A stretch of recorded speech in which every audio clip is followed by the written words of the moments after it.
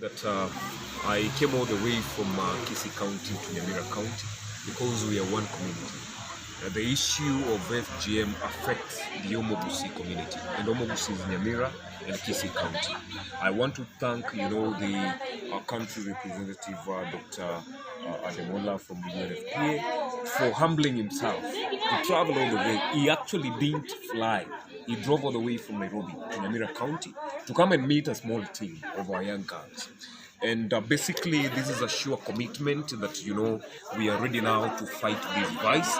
We are going to use whatever means. We are going to work together with the government, with the private sector, and the rest of the people in the community to make sure that we end FGM by the year 2022. Actually, this is a presidential commitment.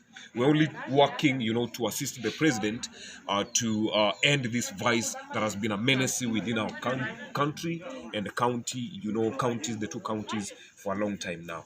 So we are here, you can see, and I want to request you members of the 4th State to be part of the team, to support us in spreading this message, to support us in ensuring that information dissemination, goes deeper to the grassroots, so that by 2022, we together celebrate as being part of the train, that ended this terrible vice within our community. Thank you very much.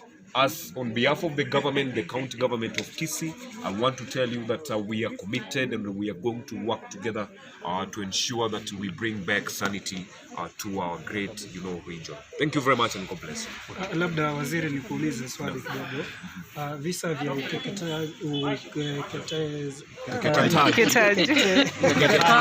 Swahili wewe sawa.